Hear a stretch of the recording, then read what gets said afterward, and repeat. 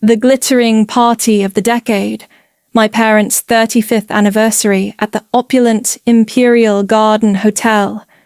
I pictured shimmering lights, endless champagne, a night celebrating family warmth and connection.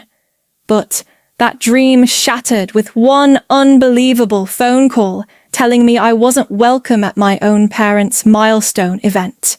Seriously, what would you do in that situation? Tell me your gut reaction in the comments. Smash that like button if you feel this betrayal, and hit follow because this story gets wild. The call that changed everything came from Mom, her voice unusually stiff, formal, stripping away any pretense of warmth. "Eleanor, honey," she began, the false endearment grating instantly. "Your father and I have been reviewing the guest list for the anniversary party." My stomach tightened. "And, well, we need to make some difficult cuts. We have to prioritize some very important business contacts." Space was limited, she claimed, those seats desperately needed for people crucial to Bellini Textiles. My heart hammered against my ribs. "Wait," I stammered, disbelief choking me. "Are Daniel and Isabel still going?" A telling hesitation. "Well, yes, dear, but nothing. They weren't business partners. The unspoken message screamed louder than any words. They were essential. I was expendable. The shock felt like a physical blow, a freezing numbness spreading through me as I realized I was being excluded from my own family's celebration. I hung up, the silence in my Milan apartment suddenly deafening. The shock hadn't worn off. It morphed into a cold, heavy ache deep in my chest. Expendable. That's what they thought of me. My eyes drifted to the small, elegant box sitting on my coffee table. Inside was a limited edition Patek Philippe Calatrava, the one I'd spent 2 years meticulously saving for.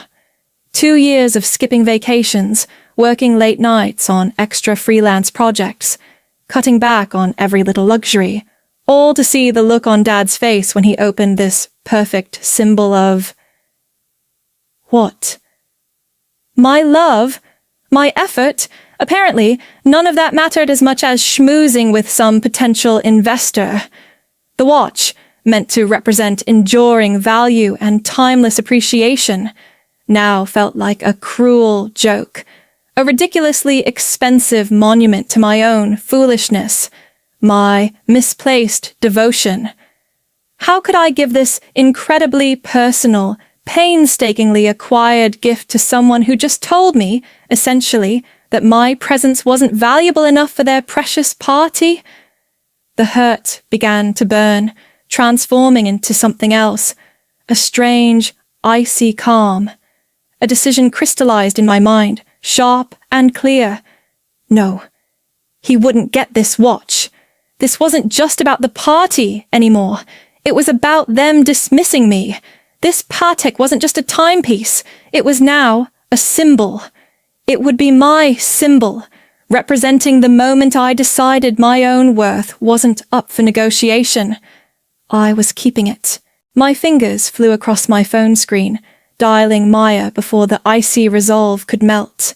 Maya, my best friend, a whirlwind of creative energy and fierce loyalty, a travel blogger who always knew how to turn lemons into limoncello, or in this case, maybe a cross-country adventure. "Maya," I said, my voice steadier than I felt. "How quickly can you pack a bag for, say, an indefinite road trip down the Amalfi Coast?" There was a beat of silence, then her characteristic shriek of excitement. "Elena, what's going on? Did you finally ditch that boring finance bro?" I quickly explained the whole humiliating phone call, the party snub, the watch I was now defiantly keeping. "They what?" she exploded. "Oh, hell no. Pack your cutest outfits. I'll grab my camera gear. We leave at dawn." Just like that, the plan was set. The next morning, we loaded our bags into my sleek, convertible sports car. Another indulgence I'd recently acquired, ironically, with funds initially earmarked for another potential family gift I now felt zero obligation towards. As we sped out of Milan, the city shrinking behind us, the coastal highway opening up, I felt a surge of exhilaration, a sense of liberation I hadn't realized I desperately needed. Pulling over at the first breathtaking overlook, Maya snapped a picture of me leaning against the car, sunglasses on, ocean sparkling behind me. I posted it immediately. This was supposed to be a gift fund. Turns out investing in yourself yields better returns. Amalfi, here we come. It didn't take long. Within an hour of that first post hitting Instagram, my phone started buzzing incessantly. Comments flooded in. Confusion, curiosity, supportive messages from friends who knew something was up. Then, the inevitable call came, Mom's name flashing angrily on my screen. I took a deep breath and answered. Elena! What in God's name do you think you're doing? Her voice was sharp, laced with fury. Take that ridiculous post down right now. You're embarrassing the entire family. I stayed silent, letting her vent. Then, like flipping a switch, her tone shifted, dripping with saccharine sweetness that made my skin crawl. Listen, darling, she cooed. We've been talking, your father and I. And of course, we want you at the party.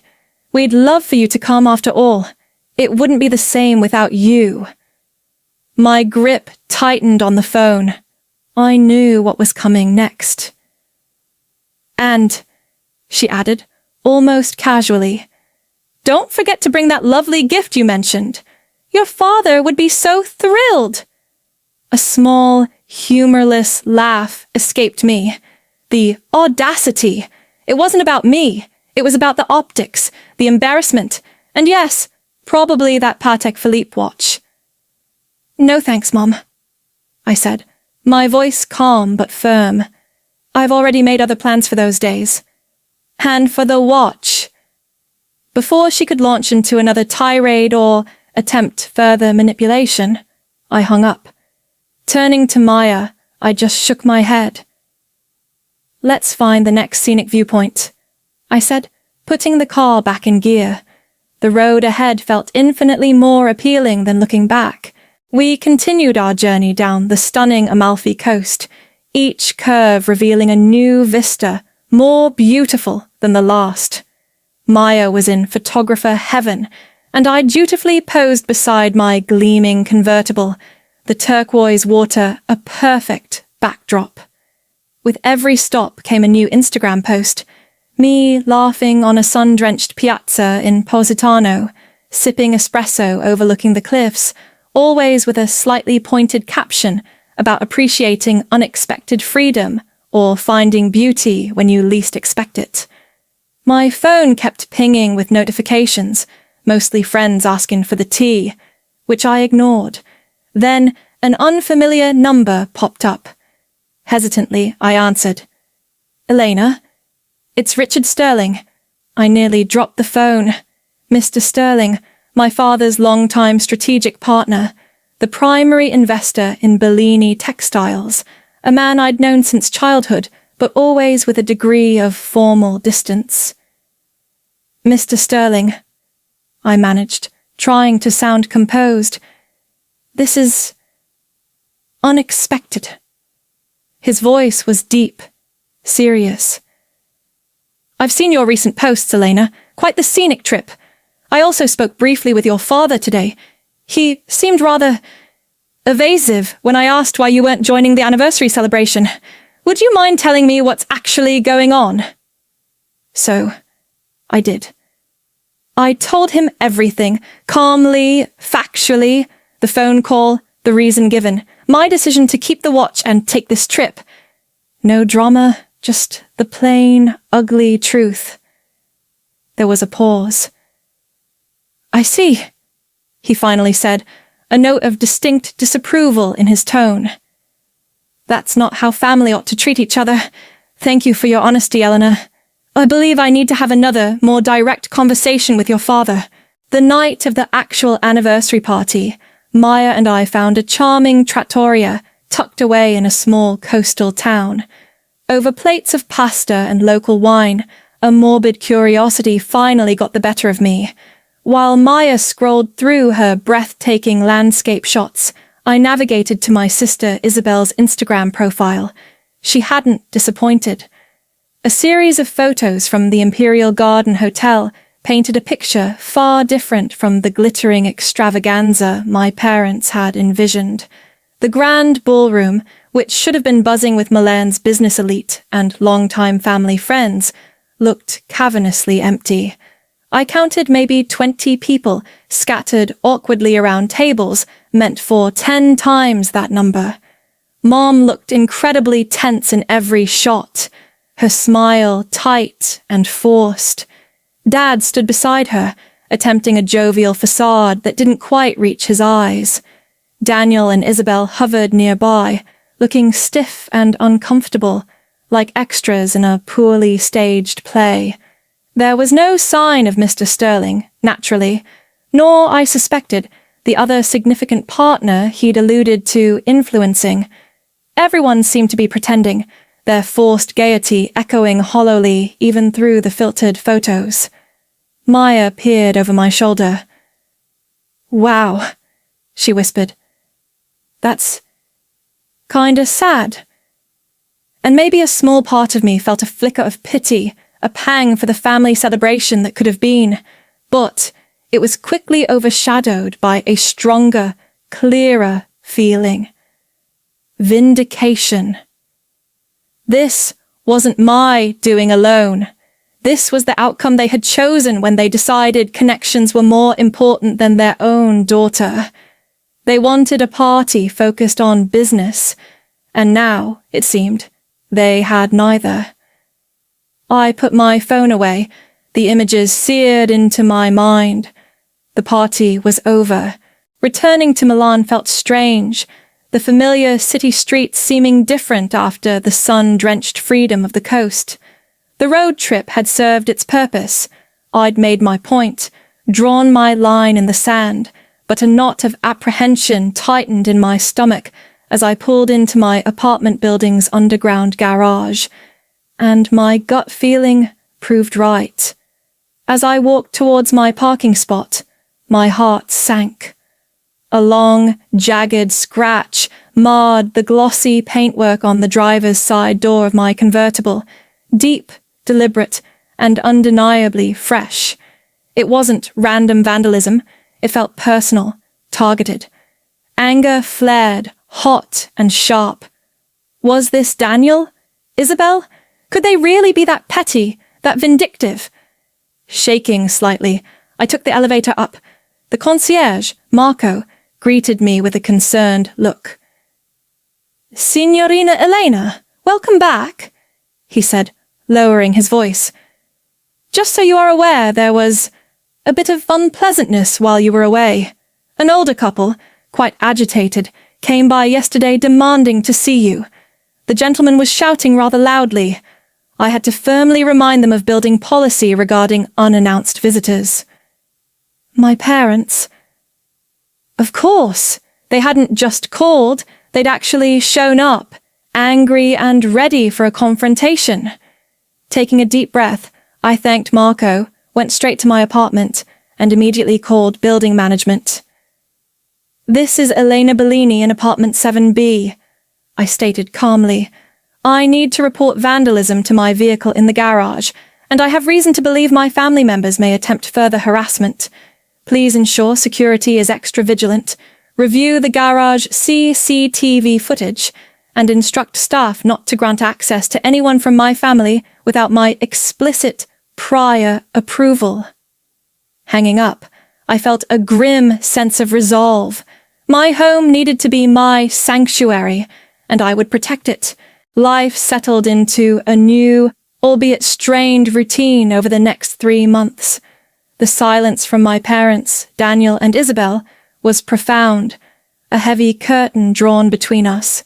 I poured myself into my work at the design firm, finding solace in deadlines and client presentations. Then, one afternoon, scrolling through a Milanese business journal online, a headline snagged my attention. Bellini Textiles faces uncertainty amidst key contract negotiations. My breath caught.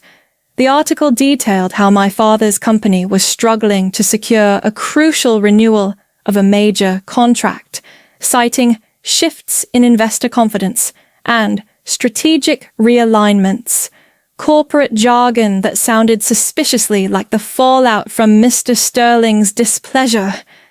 A wave of conflicting emotions washed over me, a flicker of guilt warring with the persistent sting of their rejection. Had my actions directly caused this? Just as I was wrestling with that thought, my phone rang. It was my Aunt Sophia, my mother's younger sister, known for her dramatic pronouncements. "Elena," she began without preamble, her voice dripping with disapproval. "I am calling because someone needs to talk some sense into you. Your vindictive little stunt has caused real damage. Your poor parents are beside themselves, and now your father's business is suffering. Don't you feel any remorse for what you've done, parading your little vacation while tearing this family apart?" I took a sharp breath. "Aunt Sophia," I interrupted, my voice tight. "I didn't ask Mr. Sterling to do anything. I simply told the truth when he asked. Their choices led to this, not mine." Her scoff was audible. "Selfish. Utterly selfish." Click.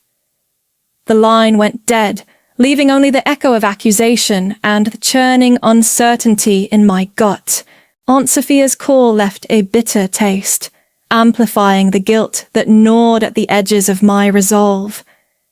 Had I gone too far? Was I truly responsible for the potential downfall of the family business, the legacy my father had spent his life building? Doubts swirled, muddying the clarity I'd felt on that coastal road. Just as I was spiraling, my phone buzzed with a text from an unknown number. "Elena, Richard Sterling here. Would you be available for a brief coffee tomorrow? There's something I feel I ought to clarify." My heart leaped. We met at a quiet cafe near my office the next day. He got straight to the point. "Eleanor," he said, his gaze direct but kind, "I wanted you to know that my recent decisions regarding Bellini Textiles, while certainly influenced by recent events, were not solely because of what happened with the anniversary party." He explained he'd had growing concerns about my father's recent riskier business strategies and resistance to sound advice for some time. "What transpired with you?" he continued. "The way you were treated? Frankly, it confirmed some of my reservations about his judgment. It was, shall we say, the final straw, but not the entire haystack." Relief washed over me, so potent it almost brought tears. "Your father, naturally, prefers to blame you entirely," he added dryly, "but I wanted you to know the fuller picture. And," he paused, meeting my eyes, "I admire how you handled yourself. Standing up like that takes courage. Validation, unexpected and profound. It wasn't just about being right. It was about being seen. Looking back now, that Patek Philippe sitting securely in my possession isn't just a beautiful watch. It's a tangible reminder of a pivotal moment. That whole insane road trip wasn't just about defiance or getting even. It became a journey towards reclaiming my own value, understanding that my worth isn't determined by whether someone else deems me important enough for their guest list or their future plans. The core message, the lesson hammered home by the Italian coastline and family drama, is crystal clear. Your self-worth is non-negotiable. Setting healthy boundaries, even with the people you're supposed to be closest to, isn't selfish. It's essential for your mental and emotional well-being. Standing up for yourself when you're dismissed or disrespected isn't vindictive. It's a fundamental act of self-preservation. In today's world, where we constantly navigate complex relationships and pressures, this story is a stark reminder to recognize toxic dynamics and refuse to quietly accept treatment that diminishes you. Don't let anyone, especially family, make you feel expendable. Your voice matters. Your presence matters. So, I ask you again, have you ever faced a similar struggle? Share your thoughts or experiences below if you feel comfortable. Let's create a space for support. Please hit like if Eleanor's journey resonated with you, and definitely follow, subscribe so you don't miss more stories about finding your strength and demanding the respect you deserve.